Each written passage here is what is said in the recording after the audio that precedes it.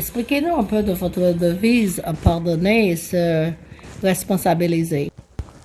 Et comment pardonner cela qui constitue un blocage pour la cohésion sociale que nous recherchons, pour la justice sociale que nous visons?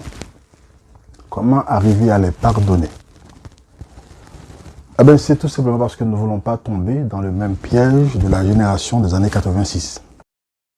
Parce que nous n'allons pas prendre cette responsabilité pour accuser, pour engager une bataille contre celle qui est appelée à disparaître. Comme on dit chez nous, Gamonio échoué. Mais non, nous croyons que ce n'est pas ça la dynamique. La dynamique, c'est de comprendre que les vieux sont fatigués. Maintenant, cette nouvelle génération qui doit prendre sa responsabilité, doit jouer sur cette prudence, parce que c'est nous qui sommes les porteurs de cette nouveauté, les porteurs de la justice. Donc nous devons entrer dans le combat sans préjugés, sans parti pris, pour prendre un certain recul par rapport à ce qui se passe et pour engager le nouveau combat.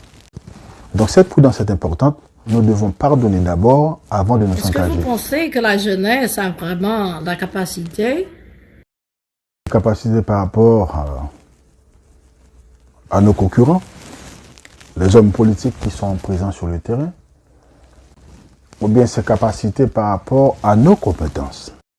Je ne sais pas. Si vous avez eu la chance d'aller découvrir la cité de la Ferrière, ce monument vous parle d'Henri Christophe. Le monument vous donne une idée de ce visionnaire. C'est l'infrastructure physique qui vous parle des leaders. En dépit de cet Haïti que nous connaissons aujourd'hui, en dépit de l'insalubrité, on vous dit qu'il y a des grands leaders.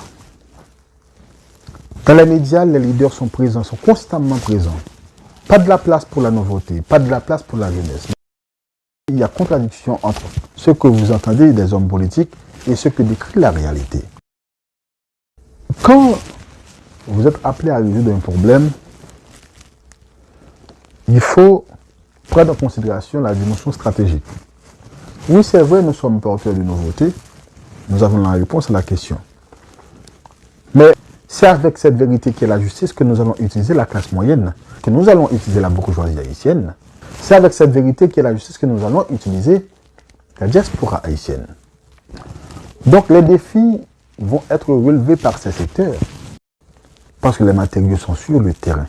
Donc la jeunesse doit commencer à prendre ce recul, sortir des préjugés, et pour apporter cette nouveauté, pas contre ceux-là qui veulent tenir le statu quo, mais à apporter cette vérité pour tout le monde, pour la jeunesse haïtienne, pour la bourgeoisie haïtienne, pour la classe moyenne, pour la diaspora haïtienne, avec les leviers qui sont nos institutions, la justice, la présidence, le Parlement et les collectivités territoriales.